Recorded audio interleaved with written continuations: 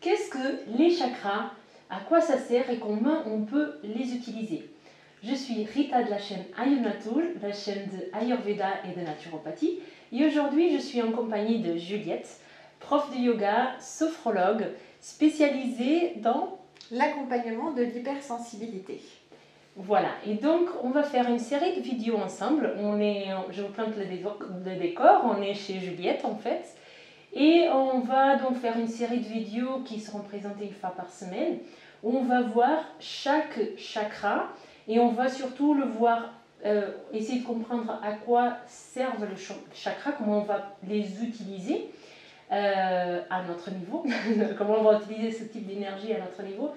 Et surtout, on va pratiquer avec des postures, des techniques de yoga, des mudras, etc. Et donc ça, c'est la spécialité de Juliette, donc je vais la laisser faire.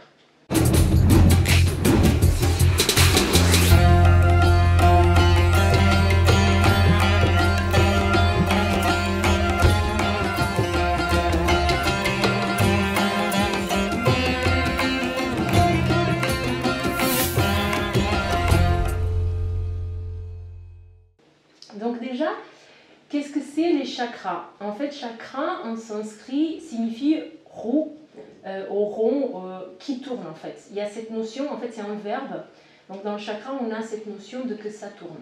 Donc on est face à des centres énergétiques, on peut parler comme ça, des centres énergétiques qu'on va retrouver à des endroits qui sont précis dans le corps.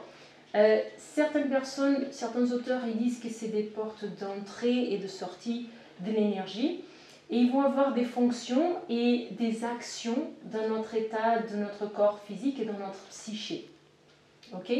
Donc à chaque chakra, on va avoir une couleur qui est associée à un élément, un organe de sens, etc. Cette connaissance des chakras, elle vient des Védas. Donc beaucoup de personnes associent les chakras à l'Ayurveda. Donc dans l'Ayurveda, comme je vous ai déjà expliqué dans certaines vidéos, on a différents courants, différentes lignées. Moi, je suis dans une lignée où je focalise beaucoup sur les textes qui nous ont été transmis, en sachant que l'Ayurveda, à la base, elle était transmise oralement. Donc, elle est transmise depuis beaucoup plus longtemps que l'existence de ces textes. Et dans les textes, en tout cas dans les 3 textes principaux dans la Brihadaranyaka, on n'a pas de notion sur les chakras, on n'en parle pas. Okay? C'est une connaissance qui vient des Védas, pas forcément propre à l'Ayurveda. Elle est véhiculée aussi par l'Ayurveda par d'autres courants, qui sont des courants de Guru Shishya, de Guru Paramparam, c'est-à-dire des gourous qui expliquent dans leur lignée familiale ou à leurs disciples. Pas forcément dans la lignée des Samhitas, qui est celle un peu que je vous transmets dans cette chaîne. Est-ce que tu pourrais nous expliquer un petit peu ta vision du coup des chakras? Avec plaisir. Alors effectivement, dans les chakras, il y a cette notion de tournée, mais il y a cette notion de mouvement en fait. Et c'est assez comparable aux mouvements d'énergie qui sont mis en lumière dans la médecine traditionnelle chinoise avec les canaux énergétiques qu'on retrouve en Ayurveda aussi, les nadis. Et nous disons en fait que toute cette énergie dans le corps vient se croiser, pas s'entrechoquer, mais s'entremêler dans des centres énergétiques, comme tu l'as très bien décrit, qui sont sur une ligne qui commence tout en bas et qui finit tout en haut. Et nous avons donc comme des points de rendez-vous tout au long de cette colonne, de cette colonne de chakras. D'accord? Alors, il y a souvent des gens qui me demandent, est-ce que moi, par exemple, je suis quel chakra? Ça ne marche pas comme ça.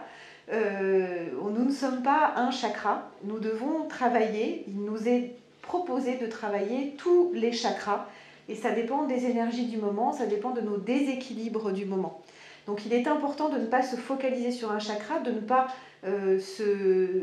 s'identifier à un chakra, mais de venir les prendre chacun et de prendre leur message, parce que comme toujours en yoga, nous venons expérimenter la philosophie du yoga par le corps et donc par ces centres énergétiques, mais surtout par ce qu'ils ont à nous dire.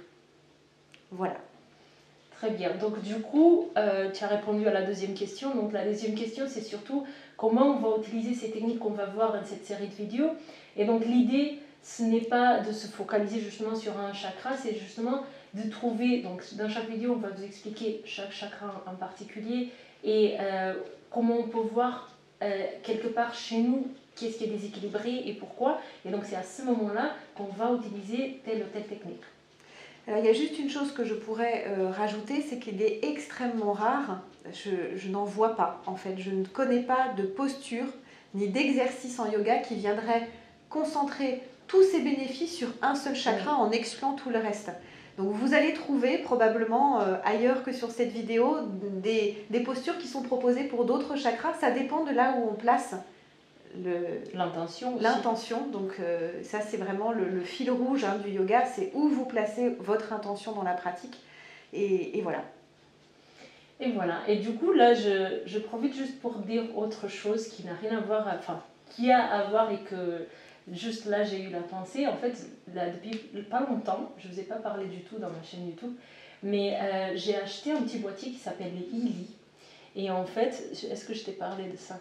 Non, mais j'en ai déjà entendu parler. Et en fait, c'est un petit boîtier qui condense les énergies, la façon de vague, en fait, l'énergie quantique. Elle utilise cette énergie quantique pour analyser notre corps et pour le rééquilibrer. Et donc, une des fonctions de ce petit boîtier, c'est donc de faire l'analyse des chakras. Donc, il va nous envoyer, en fait c'est des ondes, en fait on est des êtres de la nature, donc on émane des ondes.